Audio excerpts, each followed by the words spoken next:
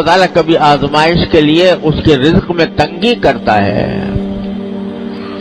تو وہ شکوہ کرتا ہے کہ میرے پروردگار نے میری اہانت کی، میری توہین کی، میری بے عزتی کی، یعنی چاہیے تو یہ تھا کہ مجھے بہت کچھ ملتا، لیکن معاذ اللہ اللہ تعالیٰ نے میری بے عزتی کر کے مجھے بہت کم دیا، شکوہ کرتا ہے۔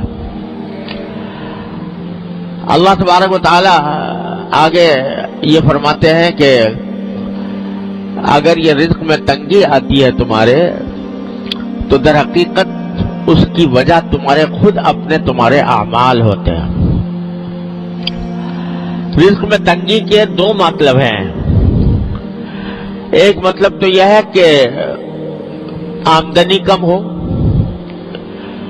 اور اتنی کم ہو کہ اس میں گزارا نہ ہو سکتا ہو، یا کم ہوتا بہت ہی تنگی کے ساتھ گزارا ہوتا ہو، یہ بھی رزق کی تنگی کی ایک شکل ہے۔ اور دوسری رزق کی تنگی کی شکل یہ ہے کہ آمدنی دیکھنے میں تو بہت ہے لیکن برکت نہیں ہے، اور اس کا نتیجہ یہ ہے کہ ساری آمدنی ہونے کے باوجود آدمی ہر وقت کسی نہ کسی الجھن میں گرفتار ہے۔ اور آج کل یہ صورت بہت کثرت سے پیش آتی ہے۔ اچھے خاصے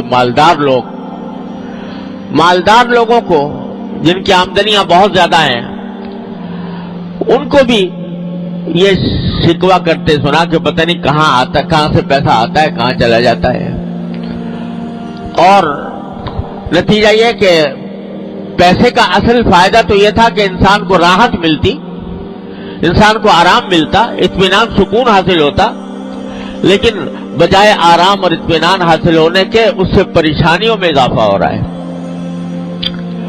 یہ ہے بے برکتی۔ آمدنی تو ہے مگر برکت والی نہیں ہے۔ اللہ تبارک و تعالیٰ جب برکت عطا فرماتے ہیں تو تھوڑی آمدنی میں انسان کو سکون آرام مل جاتا ہے، راحت میسر آ جاتی ہے، اور اللہ بچائے اگر بے برکتی ہو تو لاکھوں کی اور کروڑوں کی آمدنی ہو، اس کے باوجود انسان پریشان ہی نظر آتا ہے۔ اور قرآن کریم نے ایک جگہ فرمایا کہ بعض اوقات انما یعذبہم بہا فی الحیاۃ الدنیا، اللہ تعالیٰ اس مال کو ان کے لیے عذاب کا ذریعہ بنا دیتے ہیں دنیا ہی کے اندر۔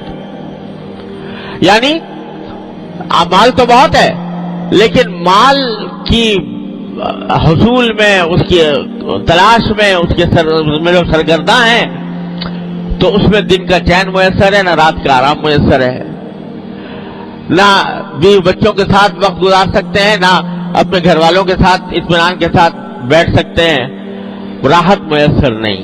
پیسہ ہے مگر راحت نہیں، یہ بھی رزق کی تنگی کی ایک بدترین شکل ہے۔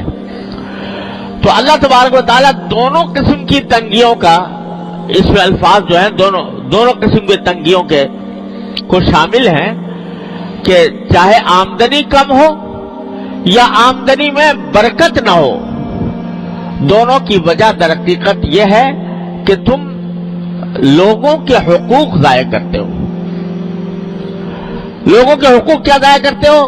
پہلا ذکر کیا یتیم کا، لا تحاضون علی طعام بلکہ لا تکرمون الیتیم، یتیموں کی عزت نہیں کرتے۔ یہ نہیں کہا کہ یتیموں کو کھانا نہیں کھلاتے، بلکہ عزت نہیں کرتے۔ مطلب یہ کہ اول تو یتیموں کی دیکھ بھال میں تمہاری کمی ہے، اور اگر کبھی کوئی کرتا بھی ہے تو اس کا جیسا اکرام ہونا چاہیے، جیسی عزت ہونی چاہیے، اس قسم کی عزت اس کو نہیں دیتے ہیں۔